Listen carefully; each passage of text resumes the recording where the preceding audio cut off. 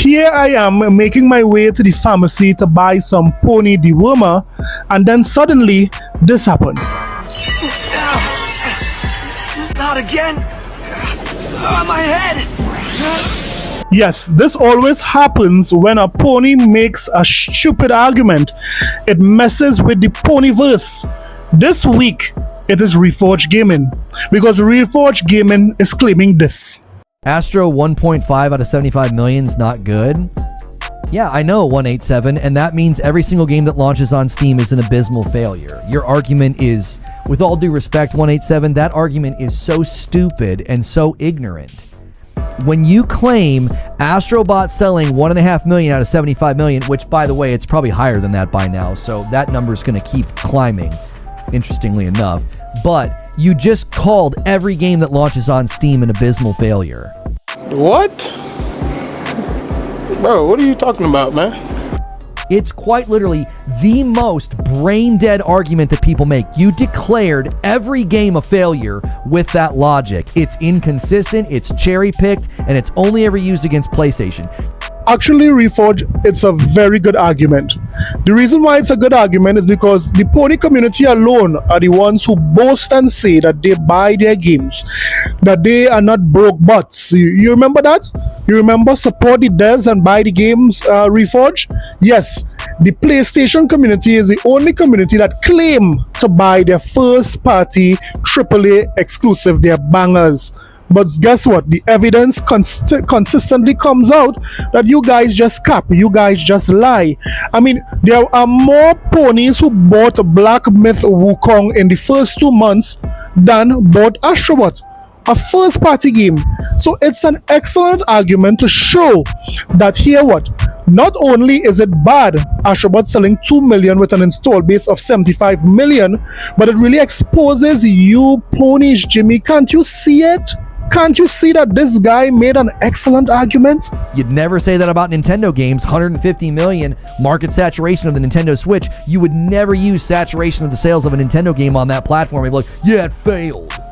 You'd never do that with a game launching on Steam, only selling to a fraction of the Steam user base. Do you want to know why you'd never use that logic anywhere else? Because it's not driven by facts, logic, reason, or intelligence. It's driven by fandom.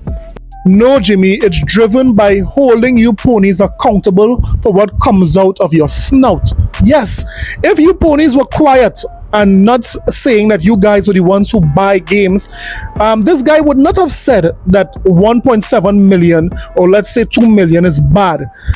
Nintendo community don't go wrong saying that they buy a lot of games. Steam community don't go wrong saying that they buy a lot of games. Even Xbox community don't do that. It's only you arrogant ponies who do. So this is a very clear layup for what it is you guys say, holding you guys accountable for what comes out of your snout. It's driven by ideology. It's driven by grifters and haters. It's illogical. It doesn't make any sense. As soon as you apply the logic to Steam or Nintendo or multiplats that land on Xbox, Steam, and PlayStation and Nintendo, you look like an absolute buffoon. Do it with Hogwarts Legacy. Hogwarts Legacy was available on Steam, the entire Steam user base, the entire next-gen user base, the entire old-gen user base, and 150 million Nintendo Switches. Hogwarts Legacy was an embarrassing commercial failure. I beg your pardon. I beg your pardon. Yes, Jimmy Neutron was really angry at that particular guy in the comment. But it just so happened that we even have more evidence to show that Astrobot did not do anything close to what Mario did, because it's been reported that Astrobot is going to be given away. Yes, they are going to make Astrobot a pack-in for the PlayStation 5 or the PlayStation 5 Pro. You see, Astrobot is not like Mario. When Nintendo has a smash hit on their hands, for example, Mario Kart 8 Deluxe, they did not put that game as a pack-in immediately. No, that game came out in April 2017 on the Switch. And the first time that game saw a packing or a bundle was in December 2018.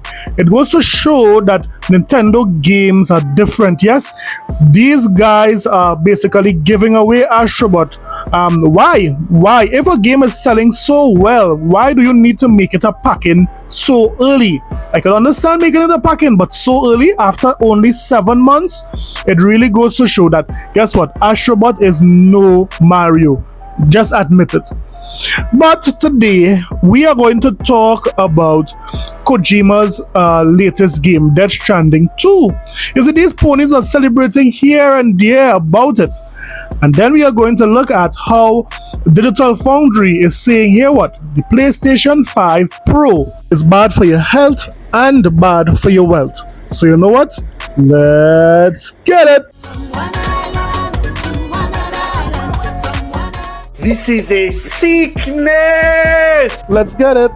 So before we continue the video, guys, we are on the way to 4,000 subscribers. So hit that like and subscribe button today. Of course, you get some of the best Xbox content this side of YouTube. And we bring the Sony Pony Salt. I love it. You love it. It comes from the Himalayan mountains. Yes, the Sony Pony Salt. So hit that like and subscribe button today. Now let's get back to the video. Over the weekend, Kojima, the legendary developer, really had his presentation on his latest game. You see, Kojima is a developer who has a lot of history. Yes, Kojima is known for Metal Gear Solid. So he had this presentation for Death Stranding 2. And I must admit that this game does look good. Yes, the draw distance, the textures, and how this game looks. It's a weird game, but this game where it is connecting players to one another and basically connecting the world, it did do well. I believe it sold above 10 million copies or above 20 million. I'm not sure. However, it does look good. Now, with this game being shown, the PlayStation community was in a frenzy, yes? And I ain't gonna give up, 'cause he promised me. If you got it, let me see your hand. Help me do it. I've been praying for a lot, and I ain't gonna give up, 'cause he promised that he'll. I told you these guys are sick. It's a sickness. These guys were having podcasts, making videos, and really saying, wow, this game is phenomenal. This is an exclusive for the PlayStation 5. Wow. You see, how soon does the PlayStation community forget? They are forgetting that Kojima did decide, after he bought back the rights to Death Stranding, to put Death Stranding 1 on the Xbox Series platform. The so-called dead platform, the so-called platform that no one plays games on according to these ponies. Yes, Kojima said, you know what, put it on the Xbox Series platform. And if he did that for Death Stranding 1, building a base, building some new audience, finding new audience on other platforms, guess what? As soon as this game is available, Death Stranding 2, it is going to come to the Xbox Series console. Yes, I know these ponies want to believe that it will stay exclusive for the PlayStation, but no. History has shown that here what? If Kojima did it with Death Stranding 1, he's going to do it with Death Stranding 2 as well. Yes, this game is nothing more than a timed exclusive for the PlayStation 5. Wow, wowzers. So let me hear if you are looking forward to this game maybe in a 2-3 year period. Let me know if you are waiting for the definitive version on the Xbox Series console. I mean, Xbox fans could rest well knowing that this game will soon come to the Xbox platform.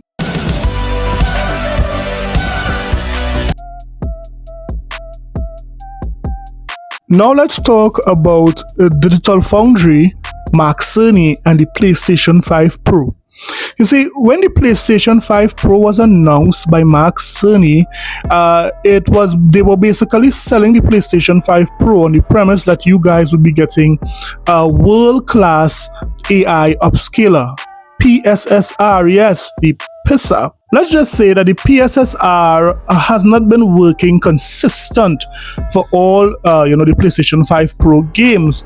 There are some games that are shimmying, there are some games that are just blurry. And that's not me saying that, that's what Digital Foundry would have said time and time again. So what will Mark Cerny do? Well, he just had a sit-down interview there with Digital Foundry, and he is telling these ponies to please wait until 2026 so that the PSSR could get better and we could really, give you guys what you guys paid for. Listen. Mark Cerny, FSR4 for PS5 Pro is the next evolution of PSSR. The RDNA 4 upscaler is the first result of AMD/Sony's Project Amethyst collaboration. By Richard Ledbetter Technology Editor Digital Foundry, published on March 10th, 2025. Last week, AMD released its new wave of graphics hardware developed around the new RDNA 4 architecture.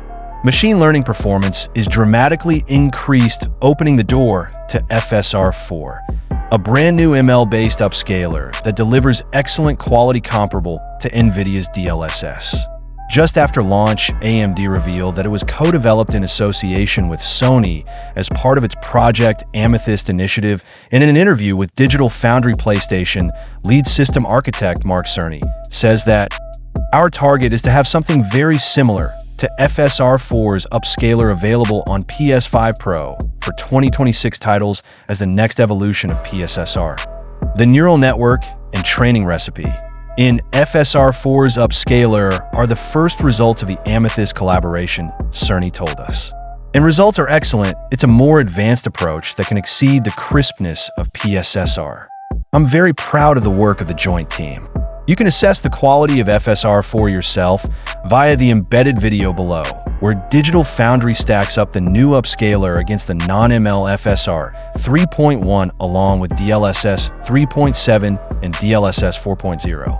While we have more in-depth coverage to come, our take on the new technology is that it represents a huge leap over FSR 3.1, delivering quality wins over DLSS 3.7. While there are elements where the new transformer-based DLSS 4 model wins out, we were delighted to see that FSR 4 is surprisingly competitive against NVIDIA's latest. However, it is going to take some time to see the new technology migrate across to PlayStation 5 Pro. Our focus for 2025 is working with developers to integrate PSSR into their titles. In parallel, though, we have already started to implement the new neural network on PS5 Pro. Our target is to have something very similar to FSR4's upscaler available on PS5 Pro for 2026 titles as the next evolution of PSSR. Yes, finally, the PlayStation 5 community will get what they paid for this year for the PlayStation 5 Pro. They will get a decent AI upscaler in 2026. So you guys paid for a decent upscaler in 2024, but you'll be getting a decent one in 2026. Wow, nasty work here by Mark Cerny. In the meantime, Digital Foundry is telling all gamers this. To anyone. John, thoughts on this one? Oh man, I mean, the problem with PS5 Pro is multi-fold, I would say. So obviously the price is a big one, as it mentions, because it is significantly more expensive than the PS4 Pro was. But the PS4 Pro also had this, it came just at the right time as 4K TVs were taking off, right? And I think that factor, as I mentioned there, is central to this. That is it's a very clear thing to message to the consumer to say, hey, you got that new 4K TV? PS4 Pro is designed for 4K TVs. And that's it. It's a simple thing to sell. The PS5 Pro, it's a very different beast. And in fact, even we've kind of puzzled, how do you sell this to a customer? It really almost targets the type of person that is keeping track of PC GPU numbers and such, but just maybe wants to be on a console, right? because that fundamentally the upgrades, they're, to us they're big enough, but I feel like the average consumer maybe just isn't going to appreciate or care about that stuff. And in some cases the differences are so small that you really have to like capture the footage, take it into Premiere, and kind of, you know, it's hard to appreciate, like, is this actually that much better? Is it even really better at all? And sometimes it's actually worse, thanks to PSSR having some issues. Gotcha. Gotcha. Right?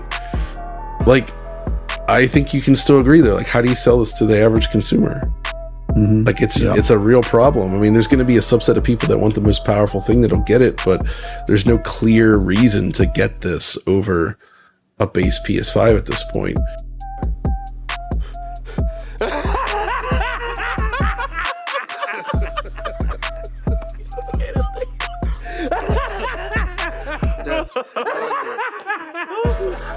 Yes, we try to warn you, ponies. Yes, we try to tell you guys that here what the PlayStation 5 Pro is not needed. The upgrade from the PlayStation 5 is too minute to even consider. So while you guys contemplate your life decisions by buying a PlayStation 5 Pro for $800 just to get a minute upgrade, we would be here not only looking for the bangers that are coming to the Xbox, but waiting also for your bangers, ponies, like Death Stranding 2. Yeah, buddy. So let me hear what you guys thought about this video. Let me hear what you guys thought about Death Stranding 2. What you guys thought about the PlayStation 5 Pro. Digital Foundry saying here what? This ain't it, fam. This ain't it. Don't forget to like and subscribe for more videos. I'll see you guys in the next one. Later.